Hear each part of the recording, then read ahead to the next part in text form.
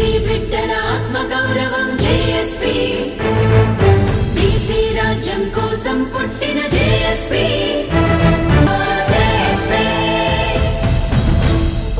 Next అంశము కొండా సురేఖ అంశం ఏదైతే ఉన్నదో కొండా సురేఖ మీద చర్యలు తీసుకోవాలని చెప్పేసి పట్టుబడతా ఉన్నారు కొంతమంది. ఏదైతే ఇక వ్యతిరేక ఉన్న వర్గం ఏదైతే ఉన్నదో కొండా సురేఖ పడనోళ్ళు ఎవరైతే ఉన్నారో ఆ కొండను తీసేయాల్సిందే క్యాబినెట్ నుంచి అని చెప్పేసి నిన్న పిసిసి అధ్యక్షుడు మహేష్ కుమార్ గౌడ్ గారికి అయితే రిపోర్ట్ ఇవ్వడం జరిగింది. ఆ రిపోర్ట్ని ఏఐసిసికి పంపించడం జరుగుతుందన్నమాట. ఇక ఈరోజు బట్టి విక్రమార్కను అటు రాజగోపాల్ రెడ్డి ఇటు కొండా మురళి కావచ్చు వీళ్ళంతా పోయి కలిసినట్టుగా కలిసి డిస్కస్ చేసిర్రు తాజా రాజకీయ పరిస్థితుల గురించి కానీ ఇటు జరిగిన పరిణామాల గురించి వివాదాల గురించి కానీ. ఇక రాజగోపాల్ రెడ్డి ఎందుకు కలిసిండా అని చెప్పేసి మనకు చూసుకుంటే మొన్న చేసిన వ్యాఖ్యలు ఏవైతే ఉన్నాయో గత కొంతకాలంగా సీఎం గారి మీద చేసిన వ్యాఖ్యలు కావచ్చు, వ్యతిరేకంగా చేసిన విధానం కావచ్చు, మాట్లాడిన విధానం కావచ్చు, స్టేజ్ మీద మాట్లాడిన విధానం కావచ్చు, దాని మీద కొండా మీద ఏదైతే చర్యలు తీసుకుంటారో కొండా సురేఖ మీద చర్యలు తీసుకుంటే చిన్నారెడ్డి మీద చర్యలు తీసుకుంటే ఇప్పుడు నా మీద కూడా చర్యలు తీసుకుంటారో ఏమోననే దాంట్లోనే వెళ్ళి కలిసినట్టుగా మనకు తెలుస్తూ ఉన్నది. అందుకే ఈరోజు కూడా అదే మనకు అప్డేట్ వచ్చింది. ప్రజాభవన్లో హడావిడి ఈరోజు బట్టితో కొండా మురళి రాజగోపాల్ రెడ్డి భేటీ అంట. విడివిడిగా సమావేశమైన నేతలంట, సపరేట్గా కలిసిరట.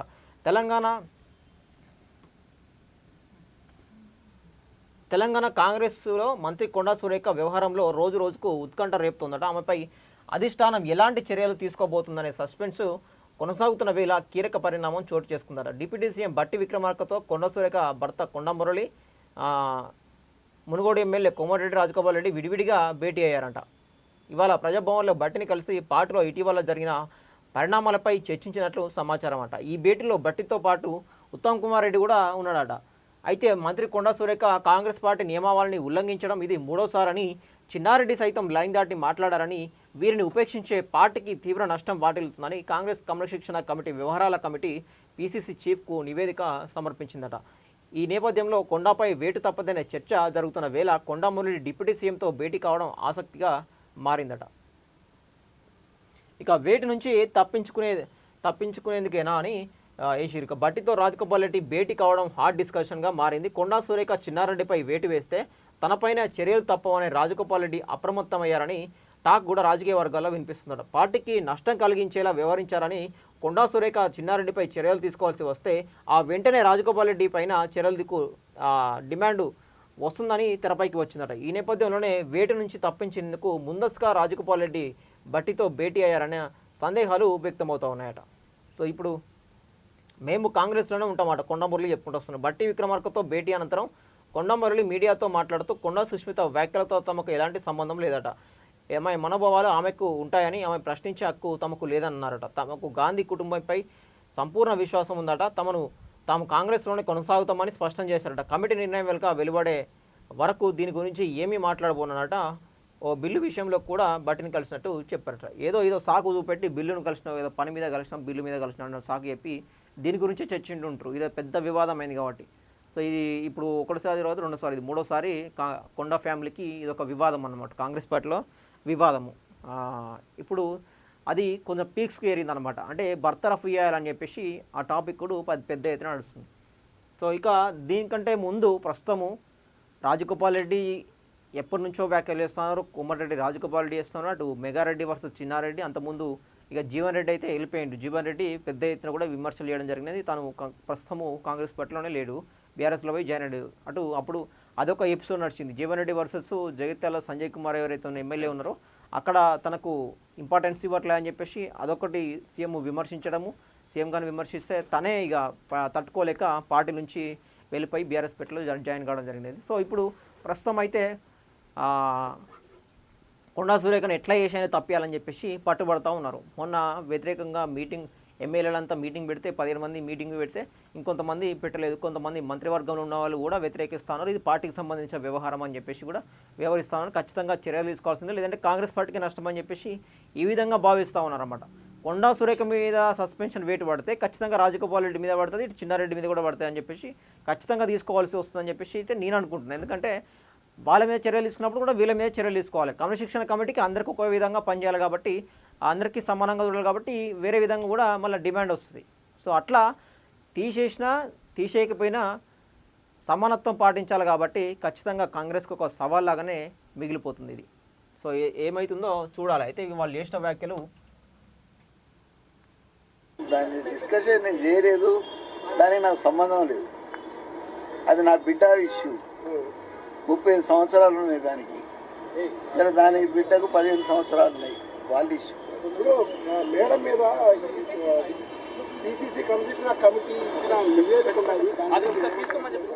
నేను ఇప్పుడు ఏం మాట్లాడన్నా, ప్లాన్ ఏదో అది ఏం చేసింది, ప్లాన్ బిలో ఏం చేసుకుంటుందో నా బిడ్డకు తెలుస్తుంది, నాకు తెలుస్తుంది అన్న. ఇప్పుడు కవిత గారు పోయారు, వాళ్ళది వాళ్ళు, మాది మేము. మీ బిడ్డకు మీకు సంబంధం లేదా? మా బిడ్డ మా కుటుంబం అన్న. సంబంధం ఏంటి? సంబంధం ఏంటి? నాకు ఉన్నదే ఒక బిడ్డ. రాజకీయం అంతా మేడం ముందే తెలుస్తుంది కదా. తిరగని అన్న.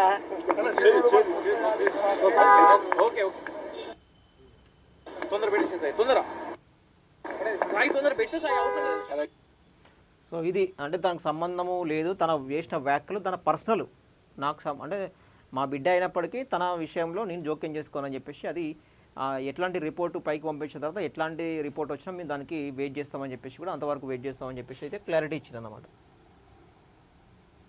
ఇక ఇది ఇట్లా ఉంటే రాజగోపాల్ రెడ్డి కూడా కలిసింది కదా, రాజగోపాల్ రెడ్డి కూడా మాట్లాడడం జరిగినది. సపోర్ట్ చేస్తుంది.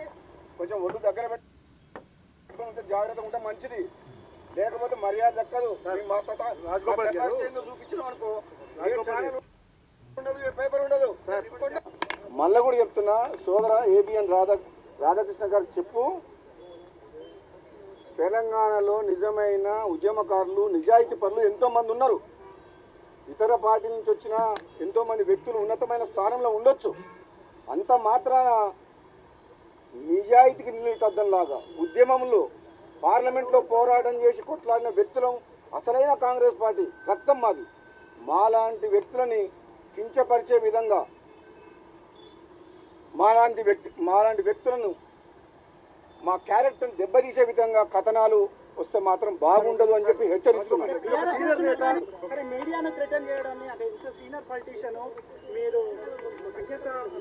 మీడియాని నేను మీడియా అంటే నాకు గౌరవం ఉంది, జర్నలిస్టులు అంటే గౌరవం ఉంది. కానీ మీడియా ముసుగులో తెలంగాణలో మాలాంటి రాజకీయ నాయకుల్ని కించపరిచే విధంగా, మా వ్యక్తిత్వాన్ని దెబ్బతీసే విధంగా ఏదైనా ఆంధ్ర మీడియా ఛానళ్ళు వాళ్ళు మీడియా ముసుగులో మమ్మల్ని బలహీనపరిచే విధంగా ప్రయత్నం చేస్తే మాత్రం మంచిది కాదు అని ఎవరికి చెప్తున్నా అంటే, ఎవరైతే చేస్తారో అందరికి చెప్పట్లేదు.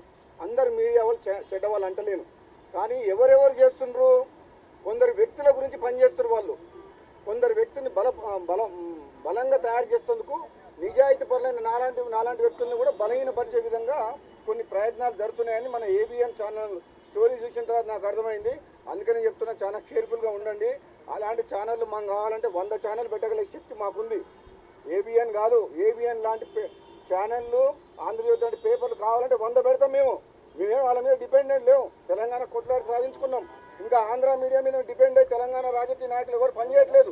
సర్టిఫికేట్ ఇక ప్రధానంగా మనకు ఇక్కడ ఏబిఎన్ ఛానల్ మీద ఏదైతే దీని మీద వ్యతిరేకంగా రాసిన వార్తలు ఏవైతే ఉన్నాయో మేము కూడా 100 ఛానల్ పెడతాము, ఇట్లా రాస్తే ఊరుకునే ప్రసక్తి లేదని చెప్పేసి కూడా ఏబిఎన్ ఛానల్కు వార్నింగ్ ఇచ్చినట్టుగా, ఏపీ మీడియాకు వార్నింగ్ ఇచ్చినట్టుగా మనకు క్లారిటీగా వస్తూ ఉన్నది. అయితే కొండా సురేఖను తప్పిస్తే మాత్రం ఖచ్చితంగా వీళ్ళందరినీ కూడా తప్పించాల్సిన పరిస్థితి మాత్రం ఖచ్చితంగా ఏర్పడుతుంది.